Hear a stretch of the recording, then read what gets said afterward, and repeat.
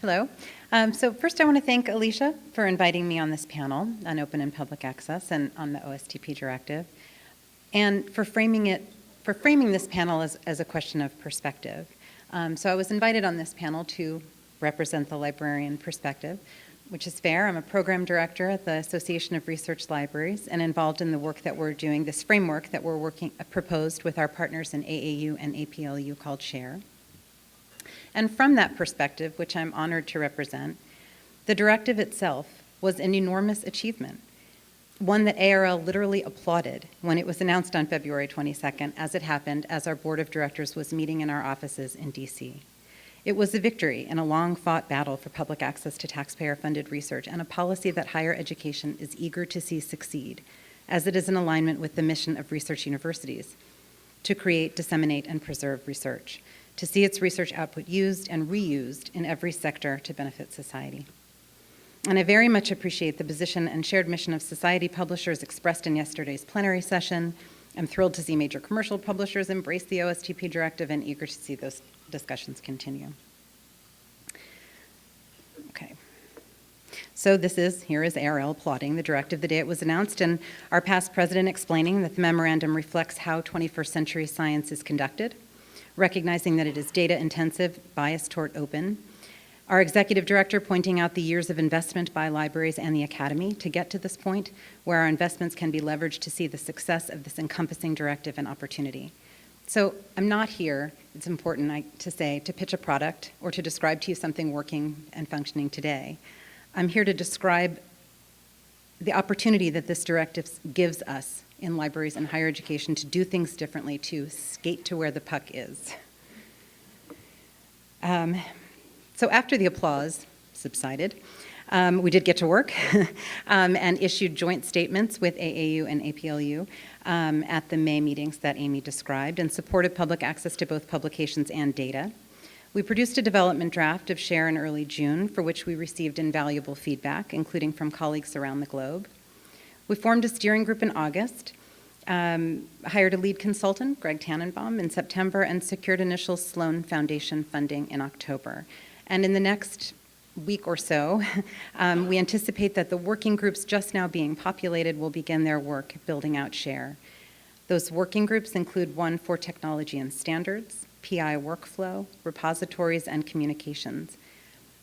They will, of course, represent major players in the library community, but they will be broad-based and represent diverse constituencies. We have participation from leaders in the repository movement from commercial sectors, including Microsoft, researcher-driven products such as Mendeley. So that the working groups themselves will be diverse and collaborative.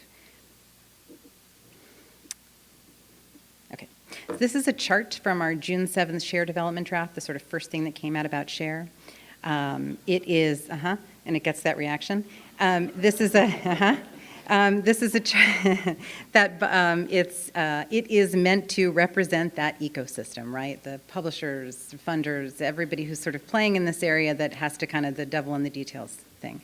But that box in the middle represents the PI, the researcher, who is at the center of this research process and directly accountable for the ways that the agencies will operationalize this mandate, as well as accountable for any institutional or other funding mandate around deposit. So this chart is overly complex. Some have suggested messy, confusing even, and that's the world we live in and the world that SHARE is aiming to help simplify, okay? But I think it's important, so just bear with me one more slide, to acknowledge that the story does not actually begin on February 22nd, 2013. It begins more than 10 years ago with the development of institutional repositories, this is that existing infrastructure, disciplinary repositories, the momentous passage of the NIH public access policy, and the creation of PubMed Central. Universities and libraries have made the case for public access to research output for a long time, and librarians in particular have supported such campus-based activities as manuscript deposit, copyright transfer agreements, and the creation of data management plans. Universities have committed to infrastructure and internet too, long-term preservation of digitized content in the HathiTrust. So this is how we got here. Why is higher education raising its hand to be a partner in facilitating public access to research output?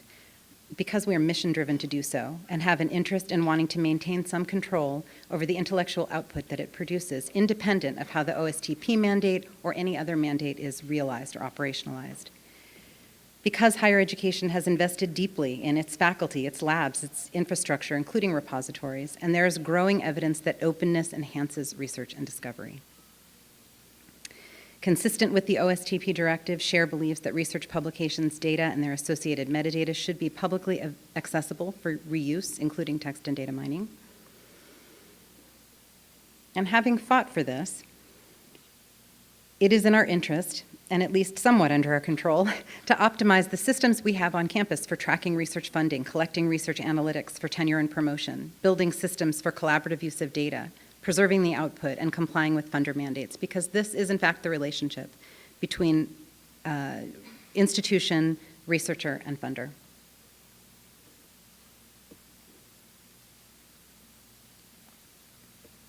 SHARE's initial development draft focused on kind of pushing out metadata standards and federating existing repositories. And based on feedback from the community, which I said we received, we have refined that focus, I think, to define and look at SHARE's essential contribution to optimizing that workflow architecture from research creation to the deposit of its products.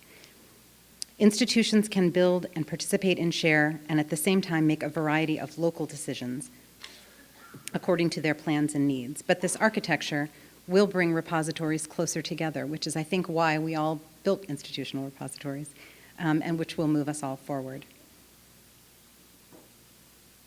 SHARE's vision, while mapped to the criteria of the OSTP memorandum, does not confine itself to this one, albeit hugely important use case for public access. There are campus-based policies. There is emerging state-based legislation. Research is global.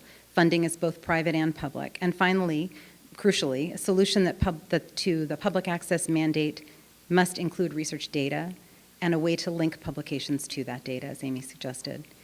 And data is complicated, and the memorandum gets the data is complicated and allows some flexibility and a longer vision toward realizing those details. SHARE aims to reduce the administrative burden on that principal investigator, that researcher who works within our institutions and with whom we share the goal of wide exposure of their efforts. SHARE is platform agnostic, looking at this architecture, and non-prescriptive as to local repository development. We understand people are in different places and will make different decisions. So quickly, who benefits when the Academy, I'll give you a moment to read that slide. Who benefits when the Academy takes control of the research it has produced? Researchers, we argue, through better analytics, more exposure, a single point of deposit handled at the institutional level to across what could potentially be a complex array of funder requirements. Funders who share a mission to demonstrate the impact of their investments and who would benefit from such metrics. Universities who are the recipients and managers of the funding covered by the mandate. And the public, through reliance on, and the public itself, through reliance on standards and protocols, information will be discoverable by third-party services and search engines.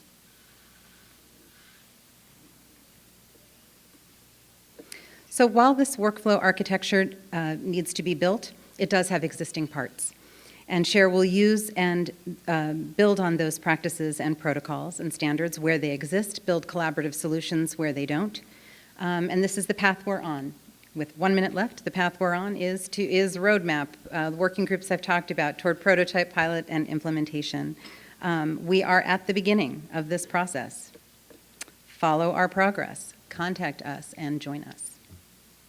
Thank you.